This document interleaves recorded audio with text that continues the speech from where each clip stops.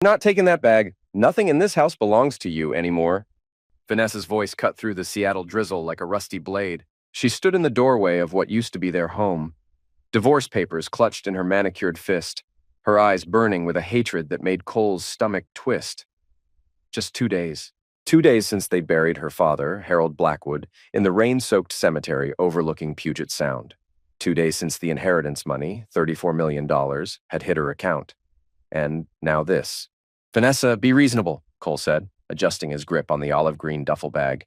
These are my clothes, my tools, things I bought with my own money. Nothing here is yours, she screamed, spittle flying from her lips. You signed a prenup, remember? You get nothing. Behind her, Oliver and David Blackwood emerged like vultures circling carrion. Vanessa's brothers had always been decent men, at least Cole thought they were. Oliver, the older one at 42, ran a successful construction company. David, 39, taught engineering at the University of Washington. Both had loved their father deeply, but now they flanked their sister like hired muscle, their faces grim and determined. Cole, Oliver said, his voice steady but cold.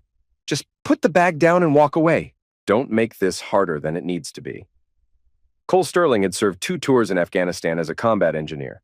He'd defused bombs while insurgents took potshots at him.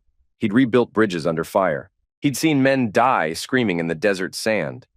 But nothing, absolutely nothing, had prepared him for the rage that boiled up from his core as he looked at these 3 people he'd once considered family.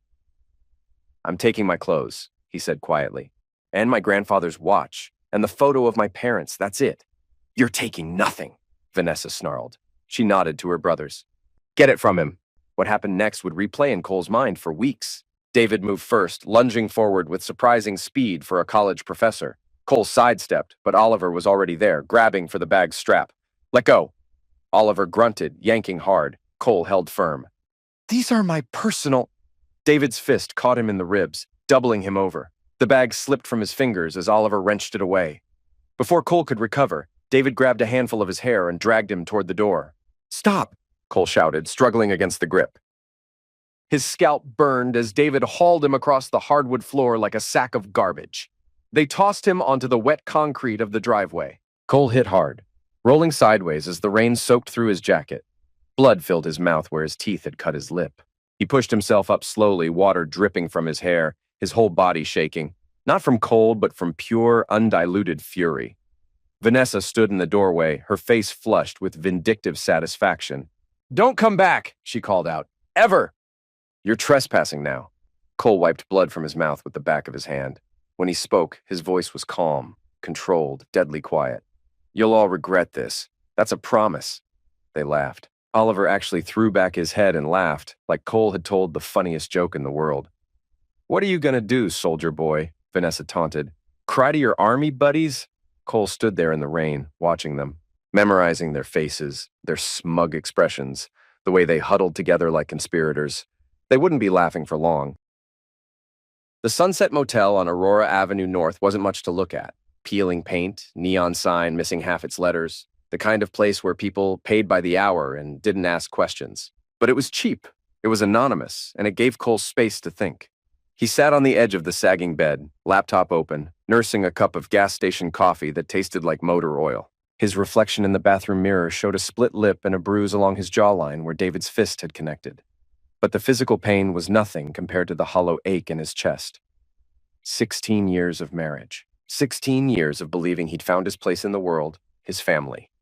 All of it gone in the span of 48 hours. But something nagged at him, something beyond the obvious betrayal. Harold Blackwood had been a good man. Tough as nails, sure. He'd built his real estate empire from nothing, starting with a single duplex in Capitol Hill and expanding across the Pacific Northwest. But he'd been fair, generous. He'd treated Cole like a son from the moment Vanessa brought him home. You take care of my little girl, Harold had said on their wedding day, gripping Cole's shoulder with hands that were still strong despite his 73 years. She's got fire in her, but she needs someone steady, someone real. Cole had promised he would, and he'd kept that promise even when Vanessa's fire burned him. Even when she started coming home later and later from work. Even when she stopped looking at him like he mattered. Now Harold was dead, and Cole couldn't shake the feeling that something was wrong. The old man had been stable when Cole last saw him, just 3 weeks ago. They'd shared coffee on the back deck of Harold's Magnolia house, watching the ferries cross Elliott Bay. Harold had been planning a trip to Montana to visit his old army buddy. He'd seemed normal, healthy. Then, according to Vanessa, he'd declined rapidly. 10 days of sudden weakness, confusion, difficulty breathing. The doctor called it heart failure, common enough in a man his age, especially one with Harold's history of cardiac issues. But 10 days? Harold Blackwood was a fighter. He'd survived Korea, 2 heart attacks, and cancer. He didn't just fade away. Cole opened his laptop and started typing. If there was something to find, he'd find it. He had time now. Nothing but time. His phone buzzed. A text from an unknown number. Heard what happened. Meet me at the usual spot. D. Drew Morrison. Cole's old squad mate from the 82nd Engineer Battalion. They'd stayed close after their discharge. Close enough that Drew knew about the divorce before Cole had even signed the papers. The usual spot was O'Brien's Pub in Fremont, a dive bar with good fish and chips and bartenders who minded their own business. Cole grabbed his jacket and headed out into the Seattle evening. Drew was already there when Cole arrived, nursing a pint of IPA at a corner table. He looked up as Cole approached, his expression darkening when he saw the bruises. Jesus Christ, Drew muttered. They really did a number on you. Drew Morrison was built like a linebacker, 6'4", broad shoulders, hands like ham hocks. But he had the technical mind of a surgeon, which made him one of the best cybersecurity consultants on the West Coast. He'd helped Cole set up his private security business 5 years ago, and they've been partnering on contracts ever since. I've had worse, Cole said, sliding into the booth. But thanks for coming. What do you need? Straight to business? That was Drew. Information, Cole said, about Harold Blackwood's death. Something feels off. Drew leaned back, studying his friend's face. Off how? Cole told him about the timeline, the sudden decline, the convenient timing of the inheritance hitting Vanessa's account just before she filed for divorce. You think she... Drew let the question hang in the air. I don't know what I think. Yet. But I want to know more about those last 10 days. Medical records, prescription changes, anything that might explain why a tough old soldier just gave up. Drew nodded slowly. That's a heavy accusation, brother. I'm not accusing anyone of anything. I'm just asking questions. Questions that could get us both in trouble if we're not careful. Cole met his friend's eyes. Are you in or not? Drew finished his beer in one long swallow. I'm in, but we do this smart. No cowboy stuff? Agreed. First thing, we need access to the house. Any chance you still have keys? Cole shook his head. Vanessa would have changed the locks by now. What about the security system? You set that up, right? Cole felt a spark of something. Not quite hope, but possibility. Yeah. I installed the whole network myself 3 years ago. Cameras, motion sensors, the works. And I might still have administrative access. Vanessa never understood the technical side. She might not even know I can still get in. Drew grinned. Now we're talking. What else? Harold's medical team. Dr. Rodriguez at Swedish Medical. He's been Harold's cardiologist for years. Good man. Straight shooter. Think he'll talk? If he thinks there's something wrong? Yeah. Rodriguez loved Harold like a father. They spent the next hour planning their approach. Drew would handle the digital forensics, medical records, prescription databases, anything that required serious hacking skills. Cole would work the human angle, Dr. Rodriguez, Harold's friends, anyone who might have noticed something unusual in those final days. As they prepared to leave, Drew grabbed Cole's arm. One more thing. If we find what I think we might find, are you prepared for what comes next? Cole thought about Vanessa's face as her brothers dragged him from the house. The laughter, the contempt. Yeah, he said quietly. I'm prepared. The safe house was a 2-bedroom apartment in a converted warehouse south of downtown, tucked between a coffee roastery and an auto repair shop. Cole had bought it 3 years ago through a shell company, a retreat for when security work got dangerous, or when he needed to disappear for a while. He'd never imagined he'd be hiding from his own wife. Drew arrived at midnight with a duffel bag full of equipment. Laptops, signal boosters, enough electronic surveillance gear to stock a small spy shop. He set up in the main room while Cole made coffee and tried to ignore the hollow ache in his chest. Okay, Drew said, fingers flying across 3 different keyboards. Let's see what Vanessa doesn't want us to see. The house security system was Cole's own design, a network of cameras and sensors feeding into a central server hidden in the basement utility room. Vanessa had never paid attention to the technical details. She just wanted to feel safe when Cole was away on business trips. "I'm in," Drew announced after 10 minutes of typing. She never changed the admin passwords. Rookie mistake. The main monitor filled with a grid of camera feeds. Living room, kitchen, master bedroom, Harold's old study. Most showed empty rooms, furniture draped in shadows. "Can you pull historical footage?" Cole asked. "How far back you want to go?" 2 weeks, from when Harold started getting sick. Drew's fingers danced across the keys. System keeps 30 days of rolling backup. Should be there. The timestamp in the corner rolled backward. October 15th, 14th, 13th.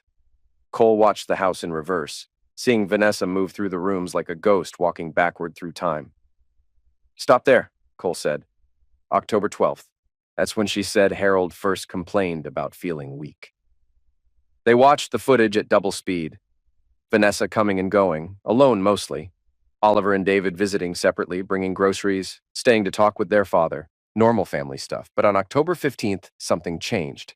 "There," Cole said, pointing at the screen. "Kitchen camera, who's that?" A man in an expensive suit was sitting at the breakfast table with Vanessa. Tall, athletic build, perfectly styled hair. Cole didn't recognize him. "Can you enhance the audio?" Drew pulled up the sound file. Vanessa's voice came through clearly. "Just a matter of time now. Days, maybe a week." The man's response was harder to make out, but Cole caught fragments. "Sure about this. Once the money clears." "Clean break. Son of a..." Drew muttered. "Who is this guy?" Cole was already reaching for his phone. He dialed Oliver's number, knowing it was late, but not caring. "Cole?" Oliver's voice was groggy, confused. "It's midnight. What? Who was Vanessa seeing before Dad died?" Silence on the other end. "Oliver, I need to know. Why are you asking?" "Because I think your sister wasn't grieving Harold's death. I think she was celebrating it." Another long pause. When Oliver spoke again, his voice was different, tighter. "There was someone. Daryl Vincent. He's a lawyer. Handles probate stuff." "Probate?" Cole felt his blood turn to ice. "As in wills and estates?" "Yeah, Dad used him for some legal work, real estate transfers, that kind of thing." Cole closed his eyes. The pieces were starting to fit together. Did Daryl know about the will? About the inheritance clause? Of course, he helped Dad draft it 2 years ago. The inheritance clause. Harold had been very specific about it. His children would only inherit if they were married at the time of his death. It was his way of encouraging family stability, of making sure his money went to people who understood commitment. Vanessa had needed to stay married just long enough for Harold to die. "Oliver," Cole said slowly, "I need you to meet me tomorrow, you and David. There's something you need to see." "What kind of something?" "The kind that's going to make you want to put your hands around your sister's throat, Doctor." Elena Rodriguez had kind eyes and steady hands, the sort of person you trusted with your life because she'd earned that trust through decades of careful, compassionate work. Cole had met her several times over the years at family gatherings, and she'd always treated him like one of Harold's own sons. Now she sat across from him in a small cafe near Swedish Medical Center, her expression troubled as she stirred cream into her coffee. "Harold's death was unexpected," she admitted. "Not the timing so much as the progression. He'd been stable for months." "But something changed?" "His medication regimen was altered about 2 weeks before he passed. Nothing dramatic. Dosage adjustments mostly. But in a patient with his cardiac history," she trailed off, leaving the implication hanging in the air. "Who authorized the changes?" Cole asked. "Vanessa did. She had medical power of attorney, remember? And the adjustments weren't unreasonable given his symptoms." "What symptoms?" "Weakness, shortness of breath, confusion, classic signs of heart failure progression." Cole leaned forward. "Dr. Rodriguez, if someone wanted to accelerate that progression, how would they do it?" The doctor's eyes sharpened. "Cole, that's a very serious question." "I know, and I wouldn't ask it if I didn't have serious concerns." She was quiet for a long moment, studying his face. Finally, she sighed. "Digitalis toxicity," she said quietly. "Harold was on a low dose of digoxin for his heart rhythm. Too much and it becomes poison. The symptoms would mirror natural heart failure, but the progression would be much faster." "How much faster?" "Days instead of months, and it would be almost impossible to detect without specific blood work." "Did you order those tests?" "I didn't have a chance." "Vanessa opted for home hospice care. No more hospitals, no more tests. She said Harold wanted to die peacefully at home. Cole felt something cold crawl down his spine. And you believed her? I had no reason not to. Vanessa seemed genuinely grief-stricken. She'd call me every day with updates, asking about pain management, end-of-life care. Dr. Rodriguez paused. Actually, that was unusual. What was... She asked a lot of questions about the digoxin, how it worked, what the therapeutic window was, what would happen if someone accidentally took too much. I thought she was just being thorough, making sure she understood his medications. Jesus. Cole, if you really think... I need you to do something for me, Cole interrupted. If Harold's body were exhumed, would toxicology tests still show digitalis poisoning? Dr. Rodriguez paled. In theory, yes, digoxin has a long half-life. But Cole, you're talking about exhuming a body. That requires a court order, probable cause. I know, but if I could get that court order, would you help? She stared into her coffee cup for a long time. When she looked up, her eyes were hard. Harold Blackwood was a good man, if someone hurt him. She nodded. Yes, I'd help. Cole drove back to the safe house with his mind racing. Drew was still at his computer bank, surrounded by empty energy drink cans and printouts covered in medical terminology. Find anything? Cole asked. Oh, I found plenty. Drew's voice was grim. Your wife's been busy. He pulled up a pharmacy database on his main screen. Vanessa's been picking up Harold's prescriptions for the last 6 months. Normal stuff mostly. But look at this. The screen showed a prescription history for Harold Blackwood. On October 10th, 5 days before he started showing symptoms, there was an entry that made Cole's blood run cold. Digoxin, 0.5 milligrams, Drew read aloud. That's more than double his normal dose. Dr. Rodriguez said she authorized dosage changes. Yeah, but look at the pickup time, 2:47 a.m. Cole frowned. What pharmacy is open at 3 in the morning? Exactly. This was picked up at an automated kiosk, the kind where you scan your insurance card and get your meds from a vending machine. Meaning no human pharmacist to question the dosage? Bingo. And get this, the prescription was called in by someone claiming to be Dr. Rodriguez's office. But I checked her office phone logs. No outgoing calls to any pharmacy on October 10th. Cole sank into a chair. So someone forged the prescription. Looking that way. But wait, it gets worse. Drew opened another window, this one showing bank records. I may have done some light hacking into Vanessa's financial accounts, for national security purposes. Drew, relax. I covered my tracks. But look at this. He pointed to a series of transactions in September and October. Regular deposits to a Cayman Islands account. About 50 grand a month. Where's the money coming from? That's where it gets interesting. The deposits are coming from Daryl Vincent's law firm, but they're not listed as legal fees. They're coded as consulting income. Cole stared at the screen. She was already moving money offshore before Harold died. Gets worse. Check out this text thread I pulled from her phone backups. A series of messages appeared on the screen, dated October 8th, a week before Harold got sick. Vanessa. Can't do this much longer. He's starting to ask questions about the money. Daryl. Just a little longer, baby. Once the old man's gone, we'll be free. Vanessa. What if someone gets suspicious? Daryl. Who's going to question a sick old man's heart giving out? Natural causes, sweetheart. Clean and simple. Cole felt rage building in his chest, like pressure in a boiler. Keep going. Drew scrolled to more recent messages, dated October 16th. Daryl. How's he doing? Vanessa. Weaker today. Rodriguez says it could be any time now. Daryl. Good. And the husband? Vanessa. Clueless as always. He actually feels sorry for me. Daryl. What about after? Vanessa. After is easy. Divorce papers are already drawn up. I just need him gone before he starts asking the wrong questions. Cole's hands were shaking now. Drew reached over and closed the laptop. There's more, Drew said quietly. A lot more. But maybe you should see your brothers-in-law first. They need to know what their sister really is. Cole nodded, not trusting himself to speak. The woman he'd loved for 16 years, the woman he'd promised to protect and cherish, had eliminated her own father for money, and she'd been planning to destroy Cole from the beginning. But Vanessa had made one crucial mistake. She'd underestimated him. That was going to cost her everything. Oliver and David Blackwood sat in stunned silence as the audio played from Drew's laptop speakers. Their father's house felt like a tomb around them. Appropriate, Cole thought grimly, since they were basically sitting in a crime scene. He's dying anyway. This just speeds things up. Vanessa's voice was unmistakable. The recording was from October 14th, captured by the smart speaker in Harold's bedroom while she was on a phone call with Daryl. Drew had pulled it from the device's cloud storage. David's face had gone white. Oliver looked like he was going to be sick. "Play it again," Oliver said hoarsely. Drew complied. They listened to their sister's casual dismissal of their father's life, her excitement about the inheritance money, her plans to dump Cole as soon as the funds cleared.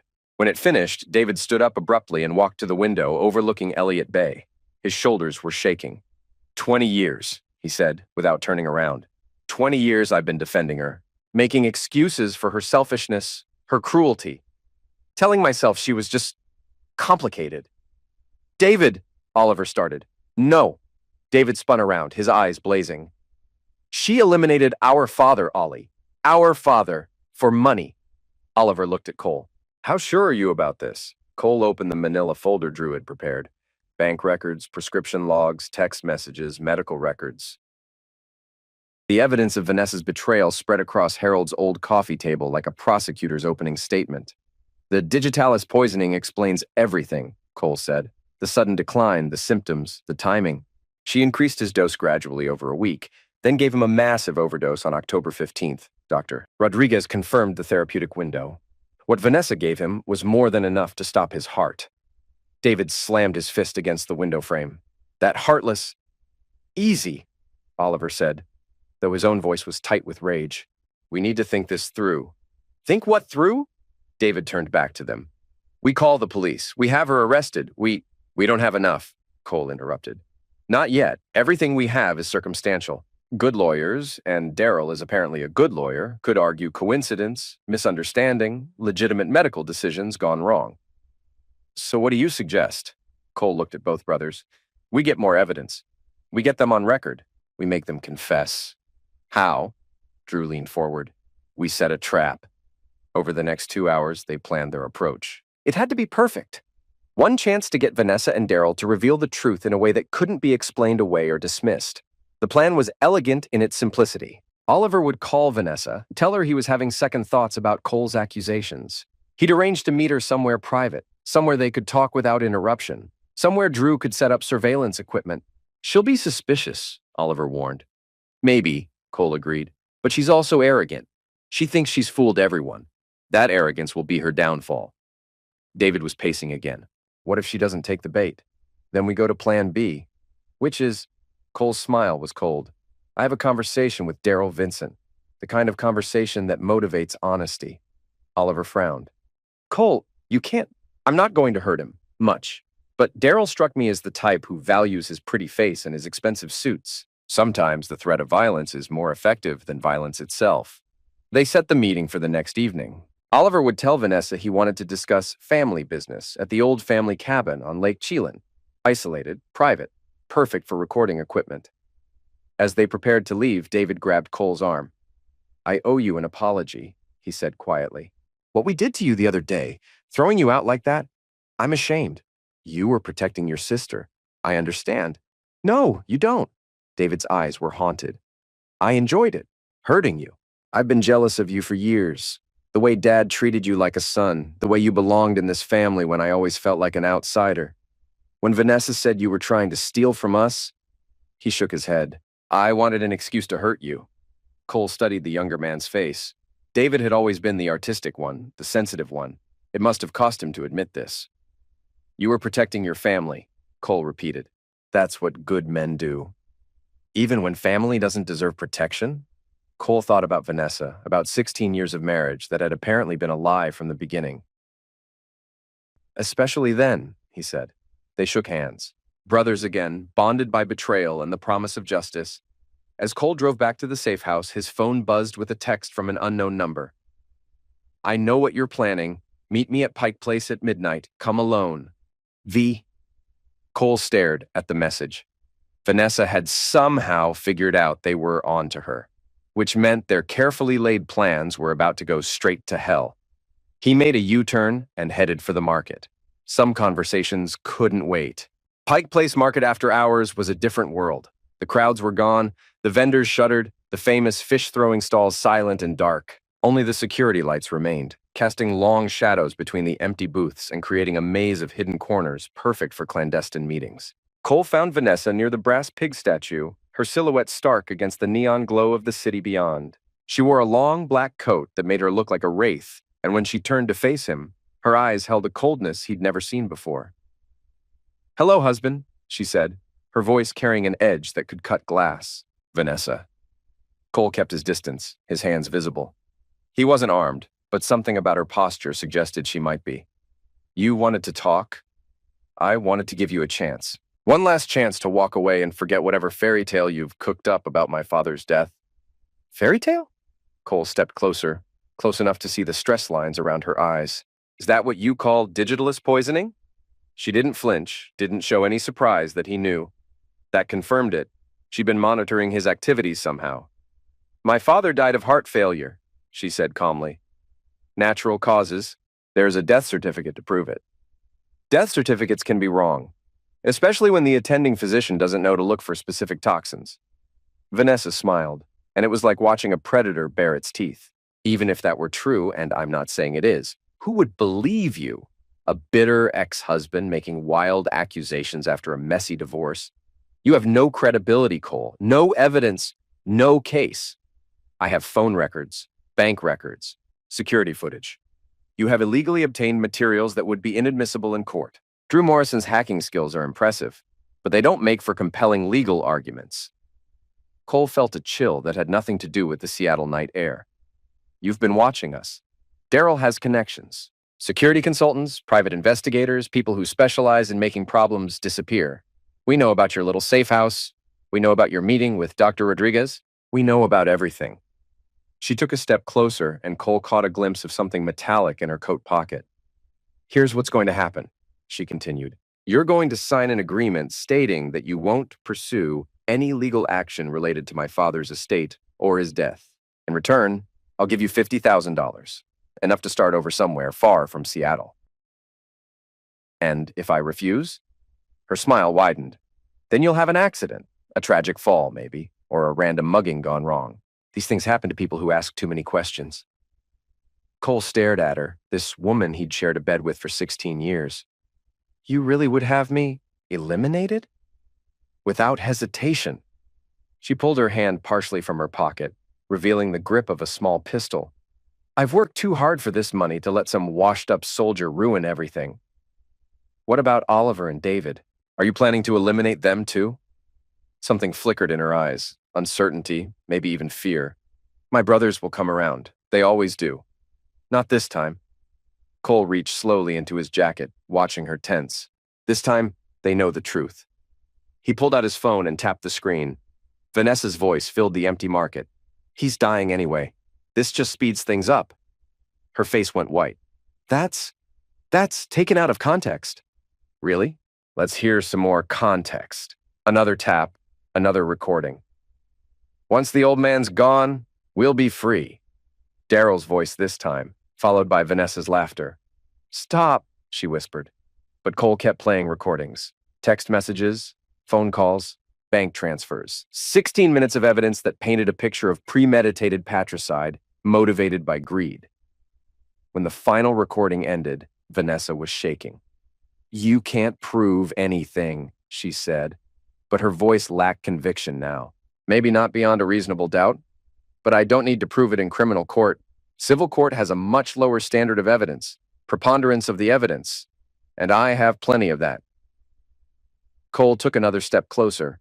"Here's what's really going to happen, Vanessa. You're going to confess. All of it. How you poisoned Harold, how you planned to frame me, how you've been stealing money with your boyfriend. And you're going to do it in front of Oliver and David." "Never." "Then I'll destroy you piece by piece. I'll sue you for Harold's wrongful death. I'll have his body exhumed for toxicology tests. I'll turn over everything I have to the IRS, the FBI, and the King County Prosecutor's Office. I'll make sure every newspaper in Seattle knows that Vanessa Blackwood eliminated her own father for money." Her hand tightened on the gun. "You're threatening me. I'm promising you. The same promise I made when your brothers threw me out of the house. You'll regret what you did, all of it." They stood there in the shadow of the market, two people who had once promised to love each other until death, now facing each other as enemies. The city lights sparkled around them like fallen stars, beautiful and cold. Finally, Vanessa lowered her weapon. "You want a confession?" she said quietly. "Fine, but not here. Not like this." "Where then?" "The cabin, Lake Chelan, tomorrow night. Bring Oliver and David if you want. But this ends there one way or another." She turned and walked away, her footsteps echoing in the empty market. Cole watched her go, knowing that tomorrow night would determine whether justice was served or whether Vanessa Blackwood would disappear into the shadows with $34 million of blood money. Either way, it would end soon. The Blackwood family cabin sat on the shores of Lake Chelan like a monument to happier times. Harold had built it himself in the 1980s, back when his children were young and the family actually enjoyed each other's company. Now it felt like a mausoleum, dark windows staring out at the water like dead eyes. Cole arrived first an hour before sunset. Drew was already there, hidden in the tree line with enough surveillance equipment to record a congressional hearing. Oliver and David would arrive separately, maintaining the fiction that this was a family meeting to discuss their concerns about Cole's accusations. The plan was simple: get Vanessa talking, get her on record, and hope she revealed enough to build a case that would stick in court. What Cole didn't expect was for her to bring backup. The black Mercedes that pulled into the gravel driveway carried 3 passengers: Vanessa, Daryl Vincent, and a man Cole didn't recognize. The stranger was built like a professional athlete, all sharp angles and controlled movement. When he got out of the car, his jacket fell open enough to reveal a shoulder holster. "Professional muscle?" Drew's voice crackled through Cole's earpiece. "These people aren't playing games." Cole watched from the cabin's front window as the trio approached. Vanessa looked composed, almost serene. Daryl appeared nervous, his eyes darting between the cabin and the surrounding woods. The hired gun just looked bored. They came up that front steps together. Cole opened the door before they could knock. "Vanessa, gentlemen, Cole!" She pushed past him into the main room, followed by her companions. "I hope you don't mind that I brought some friends. Daryl, you know. This is Marcus Webb. He's here to make sure our conversation stays civil." Marcus nodded politely, but his dead eyes suggested civility wasn't his specialty. "Where are my brothers?" Vanessa asked, settling into one of Harold's old leather chairs like she owned the place. "They'll be here soon. We have time to talk." Daryl cleared his throat. "Before we begin, I should mention that anything said here tonight is protected by attorney-client privilege. As Vanessa's legal counsel—" "You're not her counsel," Cole interrupted. "You're her co-conspirator. There's a difference." Marcus shifted slightly, his hand moving closer to his jacket. Cole made note of the movement but didn't react. Drew was watching through a sniper scope. If things went bad, Marcus would be neutralized before he could draw his weapon. "Let's skip the legal posturing," Cole continued.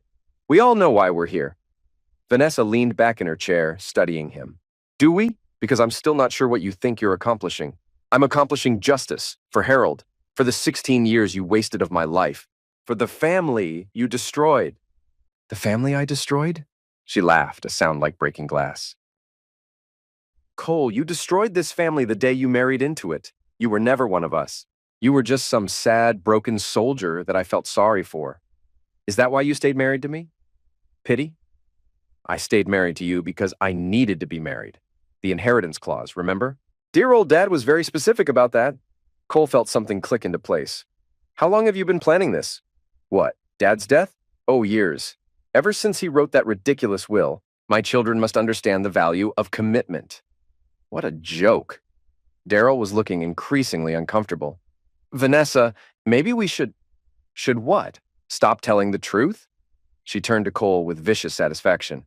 "You want to know the truth, husband? I've been planning to get rid of both of you for years. Dad was just first on the list." "How?" "How do you think? A little extra medication here, a little stress there. Old men have heart attacks all the time, especially old men who discover their daughters have been borrowing against their estates." Cole's blood turned to ice. He found out about the money transfers about 3 weeks before he died. Caught Daryl and me in his study one night going through his financial records. Poor Dad. He actually thought we were trying to help him organize his affairs. She was enjoying this now, reveling in the confession. Cole realized she'd been holding the secret for so long that finally telling someone, even him, felt like a release. What did he say when he found out? He threatened to call the police. Can you imagine? His own daughter, and he was going to have me arrested. Her voice turned cold. So I made sure he couldn't call anyone. By poisoning him. by giving him the medication he needed. Just more of it than usual. Much more. Daryl had gone pale. Vanessa, stop talking. But she wasn't listening. Years of rage and resentment were pouring out of her like poison from a lanced wound.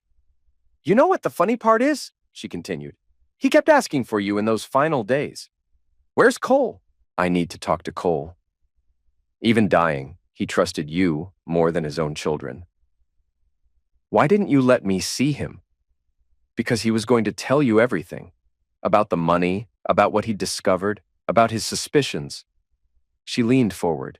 Harold Blackwood was a lot of things, but he wasn't stupid. He knew someone in the family was stealing from him, and he knew it wasn't you. The front door opened and Oliver and David walked in. They stopped short when they saw Marcus, but Cole gestured for them to stay quiet. Keep talking, Cole said to Vanessa. Why? So you can record everything and run to the police? I'm not stupid either, Cole. I know you're wearing a wire. She was wrong about that. The recording equipment was all external, hidden in the walls and ceiling by Drew, but Cole didn't correct her. Then why are you telling me all this?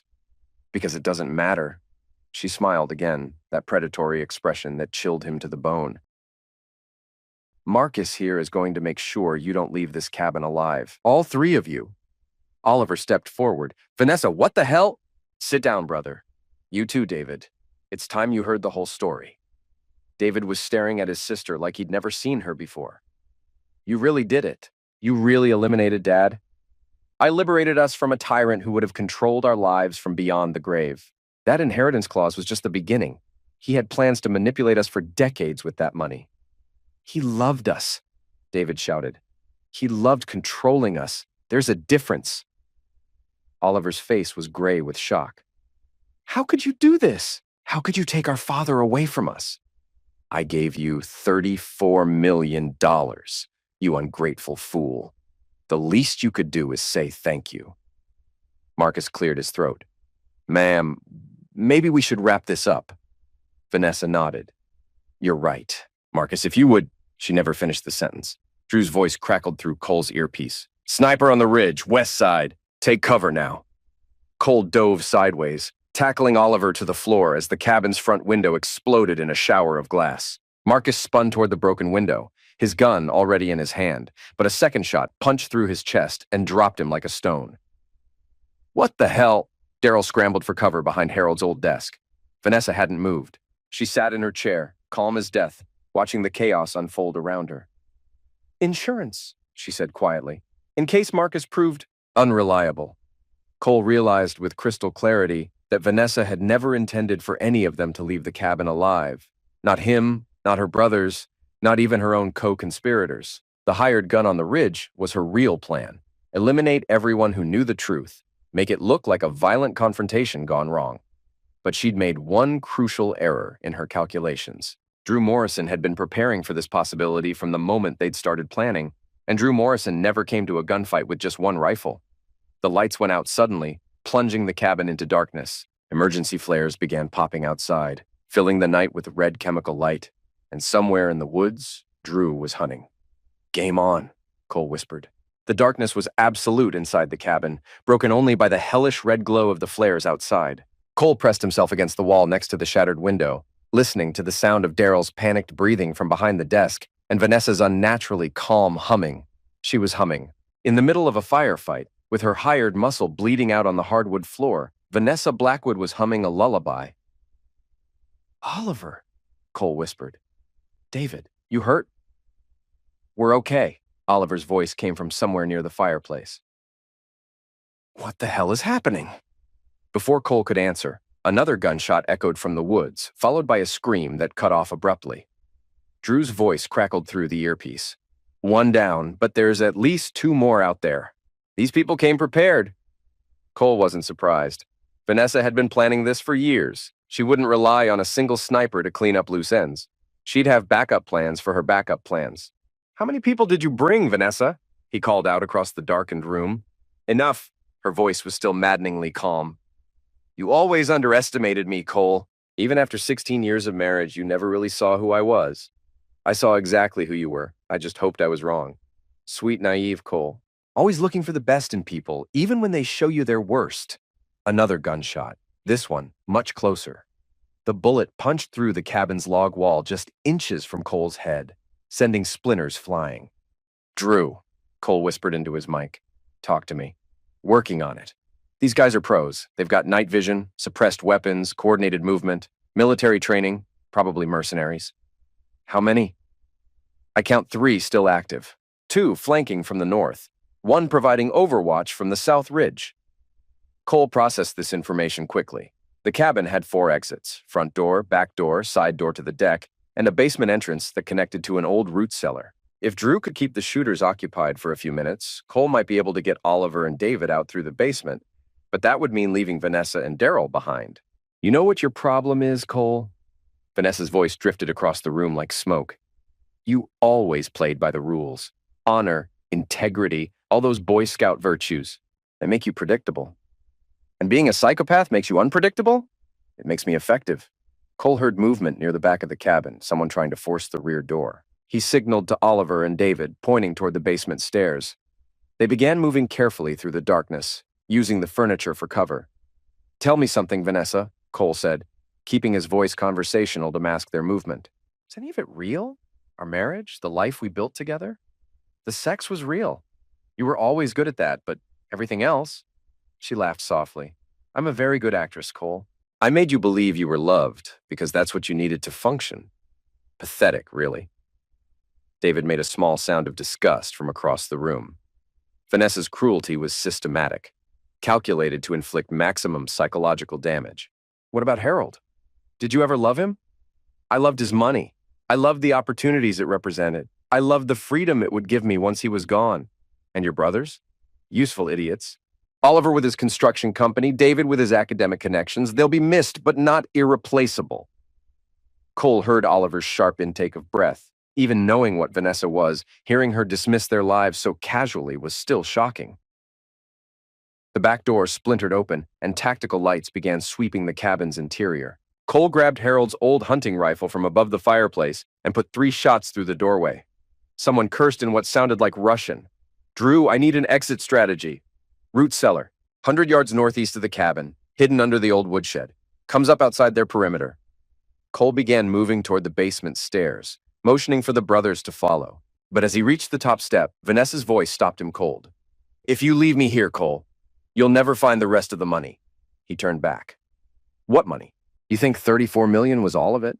Dad was worth closer to 60 million. The rest is hidden offshore in accounts only I can access." "Vanessa," Daryl's voice carried a warning. "Shut up, Daryl. This is between me and my husband." Cole crept closer to her voice, using the darkness as cover. "Where is it?" "Safe, secure, and completely inaccessible without me alive to provide the access codes." "What are you proposing?" "A deal. Get me out of here alive, and I'll split the hidden money with you. $30 million, Cole. Enough to disappear forever, start a new life anywhere in the world." It was tempting, Cole had to admit. 30 million would solve a lot of problems. But it would also make him complicit in Harold's elimination, and that was a line he wouldn't cross. "No deal," he said quietly. "Your loss." The tactical lights were getting closer, sweeping methodically through the cabin's main room. Cole could hear boots on the hardwood, moving with professional precision. "Last chance, Cole. Walk away now, and I'll make sure the shooters let you live." "Counteroffer," Cole replied. "Surrender now. Confess to Harold's demise, and I'll make sure you live long enough to stand trial." "Not acceptable." Cole shrugged in the darkness. "Then I guess we're done talking." He fired the hunting rifle twice more, providing cover as Oliver and David disappeared down the basement stairs. Then he followed them into the blackness below, leaving Vanessa and Daryl to face whatever justice awaited in the shadows. As he reached the bottom of the stairs, Drew's voice crackled through his earpiece one more time.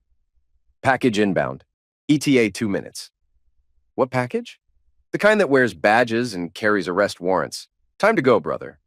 Cole smiled grimly as he followed the Blackwood brothers through the root cellar tunnel. The cavalry was coming, and Vanessa's long night was just beginning. The King County Courthouse stood like a monument to blind justice, its marble columns catching the morning light as Cole climbed the steps alongside Oliver and David Blackwood. 3 months had passed since the confrontation at Lake Chelan. 3 months of depositions, evidentiary hearings, and pretrial motions. Today was the day Vanessa would finally face judgment. The courtroom was packed. Harold's friends filled the gallery. Business associates, charity board members, people whose lives he'd touched over 7 decades. Dr. Rodriguez sat in the front row, her testimony having been crucial in establishing the medical evidence of digitalis poisoning. Vanessa entered in shackles, wearing an orange jumpsuit that made her look smaller, diminished. The designer clothes and perfect makeup were gone, replaced by the harsh reality of county jail. But her eyes still held that cold intelligence, that calculating awareness that had made her so dangerous. Daryl Vincent sat at a separate defense table with his own attorney. He tried to cut a deal early on, confession in exchange for a reduced sentence. But Vanessa had somehow convinced him to fight the charges. Big mistake. All rise for the Honorable Judge Patricia Morrison. Judge Morrison was Drew's aunt, though she'd recused herself from any direct involvement in the case to avoid conflict of interest. The actual presiding judge was Kenneth Yamamoto, a 60-year-old former prosecutor known for his meticulous attention to evidence and his intolerance for courtroom theatrics. The State of Washington versus Vanessa Marie Blackwood, the clerk announced. Case number 2024, CR 5847. Charges include first-degree homicide, conspiracy to commit homicide, elder abuse, financial fraud, and attempted aggravated battery. The prosecutor, Maria Santos, was a rising star in the DA's office. She'd built her reputation on white-collar crime cases, but she'd never prosecuted anything quite like this. Your Honor, Santos began, the state will prove that the defendant systematically poisoned her 73-year-old father with digitalis over a period of 10 days, causing his death on October 20th of last year. We will further prove that this act was premeditated, motivated by greed, and carried out in conspiracy with co-defendant Daryl Vincent. Vanessa's attorney, a high-priced defense specialist named Richard Morse, looked confident as he approached the jury.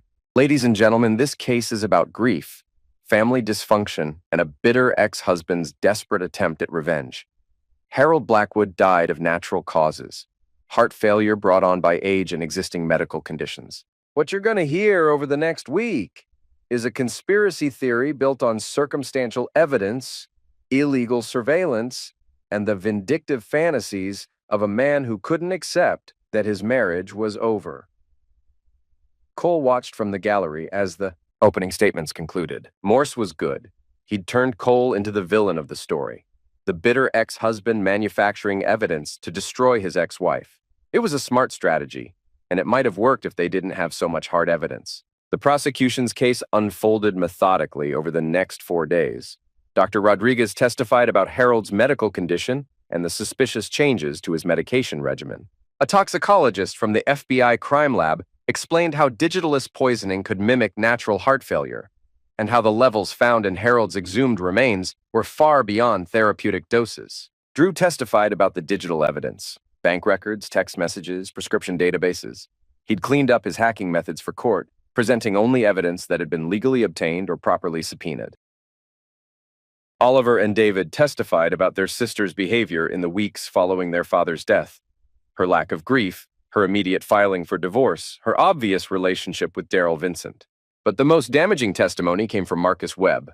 The hired muscle had survived his chest wound at Lake Chelan, and facing 25 to life for attempted homicide, he decided to cooperate with the prosecution. His testimony was clinical, matter of fact. Miss Blackwood hired me through an intermediary to eliminate 3 witnesses who she claimed were blackmailing her. The targets were her ex-husband Cole Sterling and her 2 brothers, Oliver and David Blackwood. Payment was $50,000 each, plus expenses. And what were you supposed to do with the bodies? Santos asked. Make them disappear. Miss Blackwood suggested a boat accident on Lake Chelan. Bodies would likely never be recovered in water that deep. Vanessa's attorney objected repeatedly, but the damage was done. The jury had heard, in plain language, that Vanessa had hired professionals to eliminate her own family members. The defense's case was weaker. They called character witnesses who testified to Vanessa's charitable work and community involvement. They brought in a medical expert who suggested Harold's death could have been natural, caused by an accidental overdose or medication interaction. But they couldn't explain away the text messages, the financial records, or the surveillance footage of Vanessa meeting with Daryl to plan her father's demise. On the final day of testimony, Morse made a last-ditch effort to paint Cole as the real villain. Mr. Sterling, isn't it true that you broke into the defendant's home computer system without permission? I accessed security equipment that I had installed and maintained, Cole replied calmly. Equipment that was still partially registered in my name. Equipment you used to spy on your estranged wife? Equipment I used to investigate what I believed was the suspicious death of my father-in-law. A man you hoped to inherit money from? Cole's eyes hardened. Harold Blackwood changed his will 3 years ago to remove me as a beneficiary. I stood to inherit nothing from his death, unlike your client, who inherited $34 million. But you were angry about being removed from the will. I was hurt, but I understood Harold's reasoning. He wanted his money to go to his children, not his son-in-law. I respected that decision. Respected it enough to frame his daughter for his death? Cole leaned forward. Mr. Morse, I didn't frame anyone. I simply uncovered the truth about what your client did to a good man who trusted her. The jury deliberated for 6 hours. When they returned, their faces were grim. Has the jury reached a verdict? Judge Yamamoto asked. We have, Your Honor. On the charge of first-degree homicide, how do you find? Guilty. Vanessa's face didn't change, but Cole saw her hands clench into fists. On the charge of conspiracy to commit homicide? Guilty. On the charge of elder abuse? Guilty. On the charge of financial fraud? Guilty. On the charge of attempted aggravated battery? Guilty. Judge Yamamoto set sentencing for the following week. As the bailiffs prepared to lead Vanessa back to her cell, she turned and looked directly at Cole. This isn't over, she mouthed silently. Cole met her gaze steadily. Yes, he said, loud enough for her to hear. It is. 6 months later, Cole stood in the driveway of the house that had once been his home, watching the moving truck pull away. The new owners, a young couple with 2 small children, waved from the front porch where Vanessa had once stood screaming at him about property rights. The house looked different now, lighter somehow, as if a dark cloud had finally lifted. Vanessa was serving life without parole at the Washington Corrections Center for Women. Daryl Vincent had received 25 years for conspiracy and financial fraud. The hired guns from Lake Sheelan were either dead or facing their own lengthy prison sentences. Harold's estate had been settled, with Cole receiving a small bequest that Harold had hidden in a separate trust. One final gift from a man who'd seen through his daughter's lies earlier than anyone realized. The bulk of the money had gone to Harold's favorite charities, as he'd always intended. Oliver and David had used their inheritance to start a foundation in their father's name, funding medical research and veteran support services. They'd asked Cole to serve on the board, and he'd accepted. Family, it turned out, wasn't always about blood. Cole's phone buzzed. A text from Drew. Beer tonight? O'Brien's usual table? Cole smiled and typed back. Absolutely.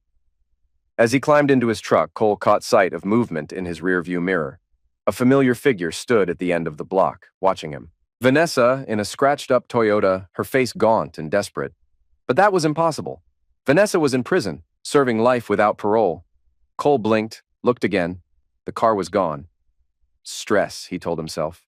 The mind playing tricks after months of testimony and trial preparation. Vanessa couldn't hurt anyone anymore. But as he drove away, Cole couldn't shake the feeling that somewhere in the shadows, someone was still watching, still planning, still hungry for revenge. The game, it seemed, wasn't over after all.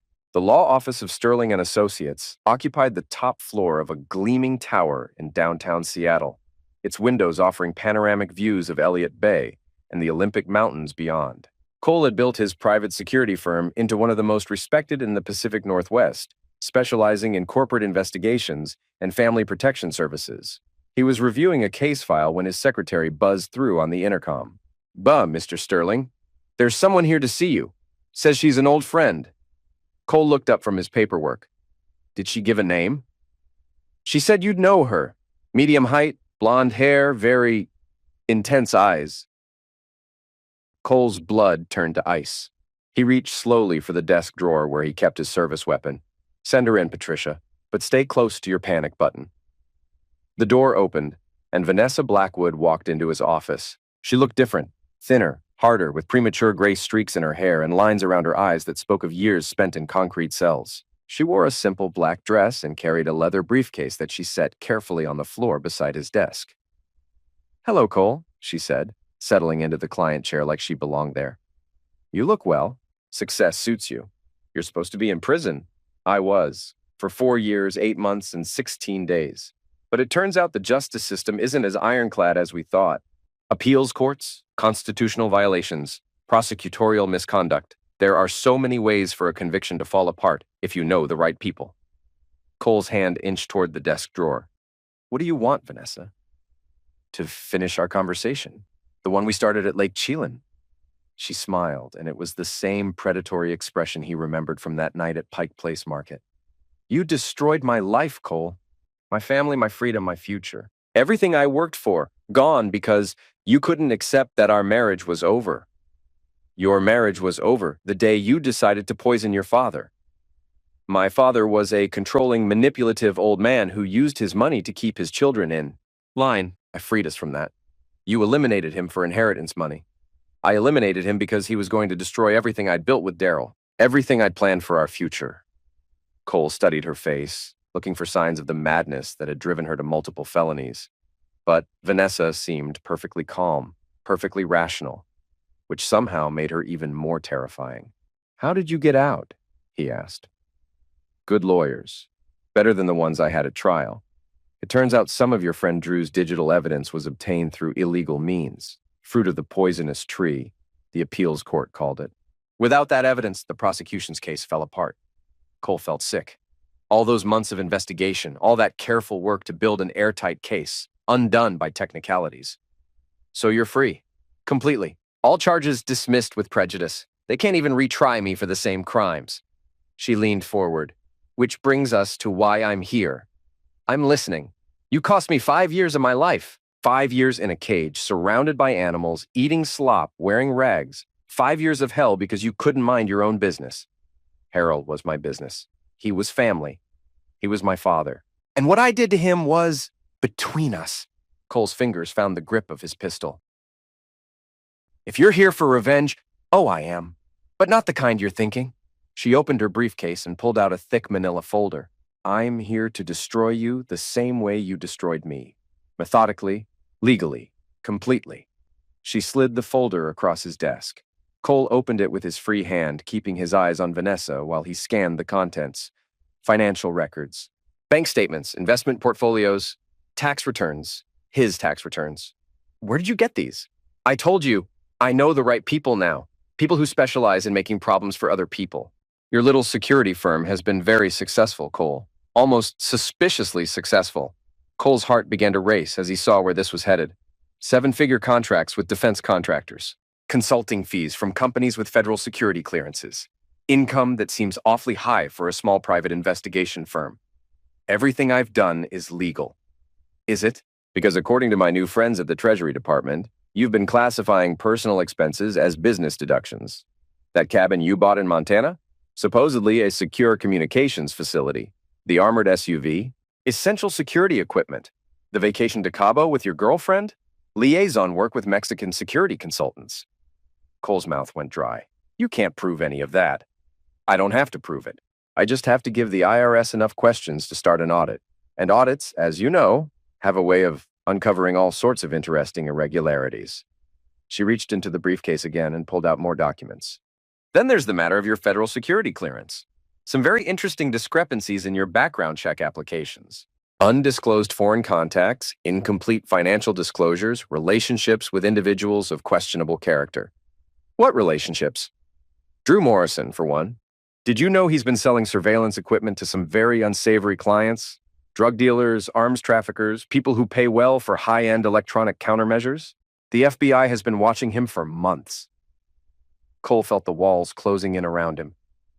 Drew would never what? Never break the law to help a friend? Never compromise his principles for money? We both know better than that, Cole. We both know what people are capable of when they're desperate. She stood up, smoothing her dress with hands that were perfectly steady. Here's what's going to happen, she continued. Tomorrow morning, the IRS will receive an anonymous tip about irregularities in your tax filings. The FBI will get a similar tip about your security clearance violations. The state bar will hear about potential ethical violations in your investigation work. You can't. I can. And I will. By this time next week, Sterling and Associates will be shuttered. You'll be facing federal charges for tax evasion and fraud. Your security clearance will be revoked. Your assets will be frozen pending investigation. Cole drew his weapon, pointing it at Vanessa's chest. Get out. She smiled again. utterly unafraid. Shooting me won't change anything, Cole. The wheels are already in motion.